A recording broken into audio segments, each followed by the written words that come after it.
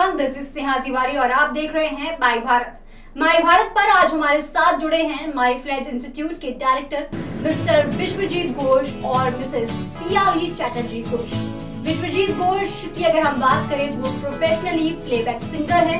शुरुआती दौर में इंजीनियरिंग की पढ़ाई भी की है और माई फ्लेज इंस्टीट्यूट के CEO और डायरेक्टर भी हैं और आज माई फ्लेज के जरिए देश के भविष्य को बनाने संवारने का काम कर रहे हैं। वहीं अगर हम मिसेस पियाली चैटर्जी की बात करें तो ये एक एयर होस्टेस हैं, मास्टर ट्रेनर हैं और माई फ्लेज इंस्टीट्यूट की डायरेक्टर भी हैं। मैं चाहती हूँ कि आप हमारे दर्शकों को माई फ्लेज इंस्टीट्यूट के बारे में थोड़ा विस्तार से समझाएं। So what is MyFledge? MyFledge is nothing but the group of Fledge Institutes. हमारे Fledge Institute of Aviation Hospitality है, हमारे पास Fledge Institute of Hotel Management है, Fledge Institute of Event Management है, Fledge Institute of Banking, Financial Services and Insurance है, साथ में हमारे पास Fledge Institute of Mass Communication and Media है। So ये 5 वर्टिकल है जिसको हमने ग्रुप में कन्वर्ट कर दिया and we call it as MyFledge। तो ये आपका Fledge है। Fledge का लिटरल मीनिंग क्या होता है? Fledge has a meaning also. Fledge का लिटिल मीनिंग अगर आप सब गूगल करेंगे, इसका इंग्लिश में मतलब देखेंगे तो इसका मीनिंग है जब एक बर्ड जन्म लेता है, मतलब एक अंडे से एक बर्ड निकलता है तो उसके पंख नहीं होते हैं। सो वहां से लेके जब तक उसके पंख डेवलप हो जाए ताकि वो उड़ सके, फ्लाई कर सके, उस प्रोसेस को फ्लेजिंग कहते हैं, उस प्रोसेस को फ्लेज कहते हैं। So we fledge a bird. तो इस तरह से मैं चाहता हूँ, मेरी टीम चाहती है कि हम इस देश के यूथ को उड़ना सिखाए किसी भी करियर में जहाँ पे वो जाना चाहते हैं। तो ये हमारे कमिंग फ्रॉम इंजीनियरिंग बैकग्राउंड, मुझे हमेशा से लगता है कि चीज़ों को टेक्नोलॉजी से और टेक्निकली देख सकते हैं, उसको सॉल्व किया जा सकता है। तो हम लोगों ने बहुत अच्छा प्रोसेस बनाया है। हर चीज़ का एक प्रोसीजर है। जब बच्चा आता है तो उसका एक हम लोग स्क्रीनिंग टेस्ट भी लेते हैं एंट्रेंस एग्जाम की तरह। आज की डेट पे कहीं पे भी किसी भी दुनिया में भी कैबिन क्रू या एयर होस्टेस बनने के लिए कहीं पे भी कोई एंट्रेंस एग्जाम नहीं था। सो फ्लेज has introduced entrance exam also. पिछले साल मैंने इंट्रोड्यूस किया, उसको कहते हैं flight attendant screening test, in short FAST programme. इसी तरह से बाकी सब कोर्सेज के लिए भी हमारे एक बेसिक स्क्रीनिंग टेस्ट है जिससे हम बच्चे को एसेस करते हैं कि आज की डेट पे वो कहाँ स्टैंड करता है, वो कहाँ पे है।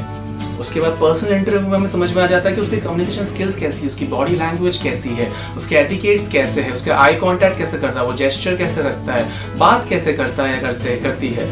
तो उस बेस पे हम उनको एसेस करते हैं ताकि हमें पता चले आज वो कहाँ स्टैंड करते हैं। अकॉर्डिंगली हमारा कोर्स बहुत फ्लेक्सिबल है, जिसे हमें इस हिसाब से डिज़ाइन किया है कि बच्चे के हिसाब से उसके प्रोग्रेस के साथ ही हमारा कोर्स आगे चलता रहेगा। देखिए, बच्चे ने स्कूलिंग की है, उसके बाद कॉलेज भी किए कुछ बच्चों ने, अब उन्होंने 12 से 16 साल कहीं पे एजुकेशन लिया है और उनमें एक बड़ा बदलाव, एक बड़ा ट्रांसफॉर्मेशन हम 1 साल के अंदर लेके आ जाए, ये बड़ा मुश्किल काम है।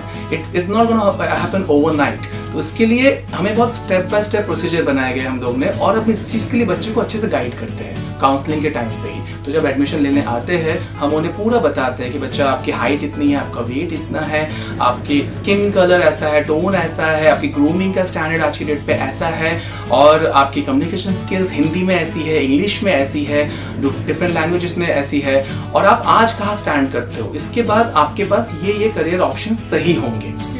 तो हमारे पास पूरी टीम है जिनकी अपनी अपनी एक्सपर्टीज है। जिस तरह से मैंने अपने बैकग्राउंड शेयर किया आपके साथ, मेरी भी एक बड़ी सी टीम है जो अपना एक बैकग्राउंड साथ लाई है, अपना एक्सपीरियंस साथ लाई है हमारी टीम के, और वो बच्चों को जज करते हैं, एसेस करते हैं कि आज आप कहाँ हो, उसके हिसाब से हम आपको गाइड करते हैं कि ये करियर ऑप्शन आपके लिए सही होगा।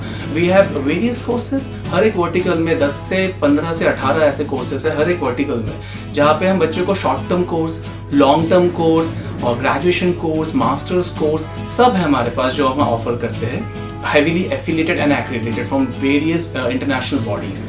मेरा अगला सवाल पियाली चैटर्जी घोष जी से है। आप एयर होस्टेस भी रह चुकी हैं, मास्टर ट्रेनर भी हैं और एज एन HR भी आपने काम किया है, तो आप बेहतर समझती हैं कि किन बच्चों को किस तरीके से पढ़ने की जरूरत है और फील्ड में किस चीज की रिक्वायरमेंट है जी, तो इसे आप किस तरीके से देखती हैं? जब हम एयरलाइंस में काम करते थे तब मुझे ऐसा लगता था कि I was so satisfied in my job कि मुझे ऐसा लगता था मैं ज़िंदगी भर यहीं पे रहूँगी, यही काम है मेरा, मैं ज़िंदगी भर इसी को करूँगी। बट ऐसा जैसे कि बोलते हैं कि लाइफ हैपन्स टू यू, मतलब ज़िंदगी आपके साथ कुछ और ही करती है जो आप कुछ सोचते हैं। तो फिर वही हुआ कि धीरे धीरे मुझे ट्रेनिंग डिपार्टमेंट का भी अपॉर्चुनिटी मिली, तो मुझे नए कैबिन क्रू को ट्रेन करने का भी अपॉर्चुनिटी मिला। वहाँ से मुझे मेरे दिल में आया कि this is something which I am more passionate about than being an airline and flying. So एक पैशन भी चेंज हो गया मेरा वहाँ पे। उसके बाद फिर वहाँ पे रुकना नहीं था, तो जाहिर सी बात है मुझे सीखना भी था। सो सीखने से ही इंसान बढ़ेगा और वो ज़िंदगी भर का सीखने का ही हमारे अंदर जज्बा होना चाहिए। तो क्या सीखे हम, तो मैंने एज अ ट्रेनर कैसे बनना है वो सीखना शुरू किया। तो मैंने नेशनल स्किल डेवलपमेंट कॉरपोरेशन भी उसी टाइम पे ही फॉर्म में आया था। हमारे नरेंद्र मोदी जी ने उस टाइम पे ही make in India, skill India, ये सारे मिशंस लॉन्च हुए थे, तो मैंने उनसे कांटेक्ट किया। सो NSDC के अंतर्गत बहुत सारे सेक्टर स्किल काउंसिल्स होते हैं। सो हमारा जो सेक्टर स्किल काउंसिल है वो aerospace and aviation sector skill council है। तो वहाँ से फिर मैंने as a certification in trainer बनने की जो सर्टिफिकेशन होनी चाहिए, सर्टिफाइड ट्रेनर बनी। तो तब हमें डडली कॉलेज यूनाइटेड किंगडम के प्रोफेसर्स ने आके पढ़ाया था।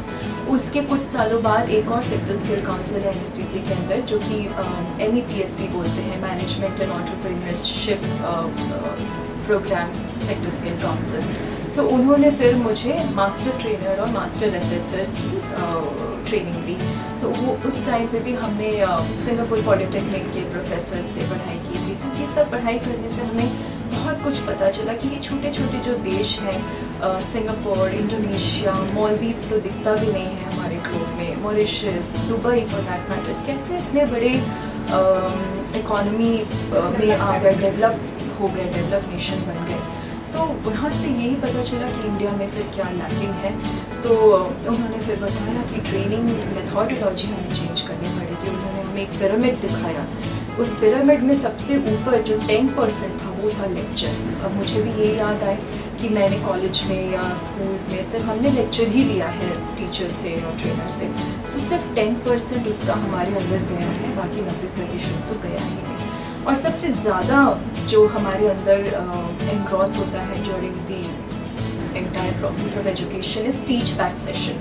टीच बैक सेशन वही है जो हम स्टूडेंट्स को बोलते हैं कि आप आइए और प्रेजेंटेशन दीजिए, और इसी दिन सारे ज़्यादातर बच्चे एब्सेंट भी होते हैं। तो हमें यही बच्चों को ज़्यादा से ज़्यादा इनकरेज करना है कि एक छोटा सा टॉपिक आप रोज़ आओ और रोज़ सिखाइए अपने क्लास में, अपने फ्रेंड्स को, मुझे सिखाइए, अपने बैच के सामने सिखाइए। बस वो छोटा सा टॉपिक आपने जो प्रेजेंटेशन दी है वही आपके अंदर पूरी ज़िंदगी रहने वाली है।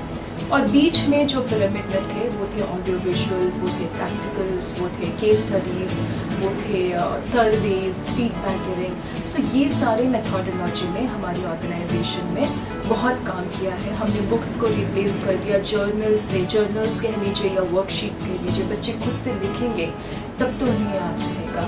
हमने बुक्स को रिप्लेस कर दिया ऑडियो विजुअल से। वो जितने भी एयरपोर्ट के और एयरक्राफ्ट के, फॉर एग्जांपल प्रेशराइजेशन सिस्टम, मुझे इसको समझने में कम से कम 1.5 से 2 साल लग गए थे, क्योंकि एयरपोर्ट इतने बड़े सिस्टम में काम करते हैं कि हमें समझ ही नहीं आता शुरू के 1-1.5 साल की हो क्या रहा है, प्लेन कहाँ से आ रही है और कहाँ से पैसेंजर्स आ रहे हैं। हम सिर्फ अपने मैनेजर्स को आँख बंद करके फॉलो करते हैं। तो हमने ये सब ऑडियो विजुअल में भी कन्वर्ट किया। प्रेशराइजेशन सिस्टम को हम खूबसूरती से दिखाएंगे, तो ये फर्स्ट एड को हम खूबसूरती से दिखाएंगे। ये सारे बच्चे इस टाइम पे जो हैं, ये सब गूगल जनरेशन हम इन्हें बोलते हैं, फेसबुक जनरेशन बोलते हैं। फेसबुक में हम जाएंगे तो वहाँ पे सब वीडियोज़ ही वीडियोज़ हैं, जिसको देख के हमारे स्टूडेंट्स बहुत खुश होते हैं, बहुत इंस्पायर होते हैं, और वो हमारे इंस्टीट्यूशंस में आएंगे और हम उन्हें मोटे मोटे बुक पर बैठा देंगे पढ़ाने के लिए लाइट के नीचे, तो बहुत डिस्करेज हो जाते हैं। तो हमने सोचा कि अभी हम उल्टा ही करेंगे, ऑपोजिट ही करेंगे, जो उनको अच्छा लगता है वैसे हमें पढ़ाना चाहिए। Education should be very very fun, तभी वो एजुकेशन उनके अंदर रहेगा। तो ये सब डिफरेंट मेथोडोलॉजी का, जैसे आपने पूछा कि बहुत सारे मैंने भी बाहर से पढ़ के आया, फिर मैंने उसको अपनी ऑर्गेनाइजेशन में उसको अडैप्ट किया है, और उसी से ही हमारे स्टूडेंट्स बेहतर बन रहे हैं। बहुत बार हमने ऐसा देखा है कि बच्चों को ऐसा लगने लगता है कि उनकी लैंग्वेज कहीं ना कहीं एक बैरियर है, क्योंकि लोगों को लगता है कि अगर उन्हें इंग्लिश नहीं आती है तो इस पर्टिकुलर फील्ड के लिए अच्छे नहीं है। क्या ऐसा है? मैं खुद भी एक छोटे शहर से बिलोंग करती हूँ, और मैंने भी सीखा ही है इंग्लिश लैंग्वेज को। सो किसी भी लैंग्वेज को सीखा जा सकता है, उसका इतना उसका इतना सोचने का ज़रूरत नहीं है कि मुझे नहीं आता तो ये करियर मेरे लिए नहीं है। बिल्कुल आपके लिए ये करियर है, हम सब के लिए ये करियर है। ये देश उन्नति कर रहा है, प्रगति पे है, और हम नहीं वो जॉब्स उठाएंगे, वो काम उठाएंगे तो कौन उठाएगा? आप चाहते हैं कि दूसरे देश के लोग आपके जॉब्स को हथिया लें? हम ऐसा नहीं चाहते। तो कुछ भी ऐसा नहीं है दुनिया में या ज़िंदगी में जो हम सीख नहीं सकते। इंग्लिश की डेफिनेटली बहुत अच्छी कम्युनिकेशन ट्रेनर्स हैं हमारे पास, डॉक्टरेट लेवल पे वो लोग पढ़े लिखे लोग हैं जो हमारे स्टूडेंट्स को डिफरेंट मेथोडोलॉजीज़ के थ्रू लैंग्वेज ट्रेनिंग दे रहे हैं। और देखिए ऐसा है कि हमारे देश में ही अगर आप एग्जाम्पल देखें, हर 100 मीटर में there is a change of language and a dialect. So हम कोई भी लैंग्वेज सीख ले, जैसे हमारे साउथ में भी बहुत सारे इंस्टीट्यूट्स हैं, वहाँ के बच्चे they are good in English but they lack in Hindi, तो वो उनका एक वीक पॉइंट है। तो ज़िंदगी में हमेशा ही वीक पॉइंट रहेगा। जो हमारा वीक पॉइंट है उसको हम थोड़ा सा सीख के, उस पर काम करके उसको हम बराबर करने की कोशिश करते रहेंगे। हमारे नॉर्थ इंडिया के बच्चे थोड़ा हिंदी में स्ट्रॉन्ग हैं, इंग्लिश में पीछे रह जाते हैं, तो वो कोई बड़ी बात नहीं है। हिंदुस्तान में काम करें या हिंदुस्तान से बाहर जाकर काम करें, ये एक ऐसा लैंग्वेज है जो हमें बोलना है और सीखना है, और इसमें बातचीत कंटिन्यू करने से ही वो हो जाता है। उसमें कोई ऐसी बड़ी बात नहीं है कि हम डिस्करेज रहें अपनी ज़िंदगी भर या दिल में कि हमें ये लैंग्वेज नहीं आता तो हम नहीं कर सकते। हाँ, हमने देखा है कि बच्चों या पेरेंट्स को ये भी लगता है कि एविएशन फील्ड की फीस बहुत ज़्यादा है। इसके बारे में आप क्या कहेंगे, और माई फ्लेज में आपने किस तरीके से फीस को डिज़ाइन किया हुआ है ताकि वो बच्चों पर भी एक बर्डन ना बने? जी, बहुत अच्छा सवाल है। पहली बात तो हम लोग ने हमेशा से मार्केट को भी ऑब्जर्व किया कि और कितने इंस्टीट्यूट से वो क्या ऑफर कर रहे हैं, हम उनसे बेहतर कैसे हो सकते हैं, और ये जानना बहुत ज़रूरी है पहली बात तो। और कितना चार्ज करना सही है किसी चीज़ के लिए। मिसाल के तौर पे इस इंडस्ट्री में जो एयर होस्टेस है, जो कैबिन क्रू जिनको बोलते हैं, air hostess, flight steward, flight purser, बहुत सारे नाम हैं, और जो ग्राउंड स्टाफ है, जो एयरपोर्ट मैनेजर्स है, जो पायलट्स है, जो ट्रेनर्स है, ये बहुत बड़े प्रोफेशन में रह के आए हैं। इनकी सैलरी ऑब्वियसली लाखों में है या थी इसके पहले। जब वो यहाँ पे आएंगे एक इंस्टीट्यूट में, और आपको 2 घंटे भी उनके मिलते हैं उनके साथ बिताने के लिए, उनके साथ प्रैक्टिस करने के लिए, उनके साथ ट्रेनिंग करने के लिए, अपने आप को सुधारने के लिए, तो आप खुद समझ सकते हैं कि इसकी एक फ़ीस तो होनी ही चाहिए, क्योंकि वो आपको अगर समय दे रहा है तो एक फ़ीस तो होनी चाहिए इस चीज़ की। तो लेकिन बच्चों को भी उसकी भी पॉकेट पे ज़्यादा हैवी ना पड़े ये चीज़, और वो एक फ्लेक्सिबल प्लान में आके उनकी एजुकेशन ना रुके। बेसिकली हमारी ये भी सोच है कि किसी की भी पढ़ाई नहीं रुकनी चाहिए, किसी की भी स्किल डेवलपमेंट नहीं रुकनी चाहिए। तो हमने बीच का एक रास्ता निकाला जहाँ पे ट्रेनर्स को भी हम अफोर्ड कर सके, एक अच्छा इंफ्रास्ट्रक्चर, एक अच्छा एनवायरनमेंट भी बच्चों को दे सके, एम्बियंस दे सके, जहाँ पे हमारे सारे क्लासरूम एक प्लेन की तरह दिखते हैं, एक लाउंज की तरह दिखते हैं, जैसे एयरपोर्ट में होता है, जैसे प्लेन के अंदर होता है, वैसा उनको एक फील दे सके, वैसा एनवायरनमेंट दे सके, ताकि उनको सच में जैसे उनको करियर बनाना है, जहाँ पे काम करना है, उसकी एक समझ मिले उन्हें। तो वो उसमें भी इन्वेस्टमेंट्स हैं साथ में हमारे साथ, लेकिन गवर्नमेंट भी जुड़ी हुई है, तो उसकी वजह से हमारी फीस बहुत अफोर्डेबल है।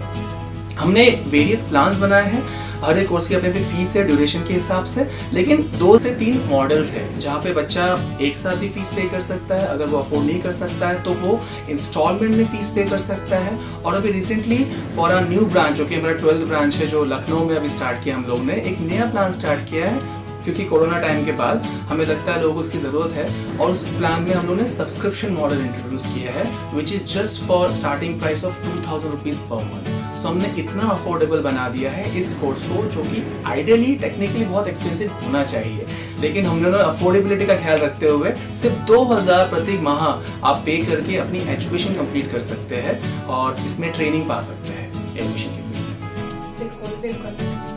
और जब पेरेंट्स अपने बच्चों का एडमिशन कराते हैं तो उनके मन में एक सवाल ये भी होता है कि कितने चांसेस हैं प्लेसमेंट के। इसके साथ ही अगर बच्चों को अगर एविएशन में एडमिशन कराने हैं तो क्या हमारा बच्चा सिर्फ और सिर्फ एक एयर होस्टेस बनकर रह जाएगा, ऐसा कुछ है क्या?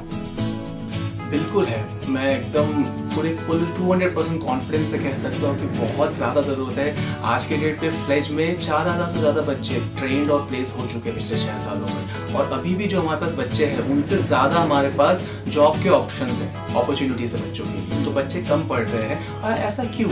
सोचने की बात है। अगर आप कंपेयर करें इंडिया को, जो कि डेवलपिंग नेशन है, इसको किसी डेवलप्ड नेशन यूएस या ऑस्ट्रेलिया या किसी भी और देश से, यूके से कंपेयर करते हैं तो इनकी पॉपुलेशन कितनी है? अगर यूएस की पॉपुलेशन देखी जाए तो इट्स अराउंड 33 या 35 करोड़ टोटल, और अगर इंडिया की पॉपुलेशन देखी जाए तो 133 करोड़, जो कि 3 साल पहले का सेंसस है, अभी और ज्यादा होगा।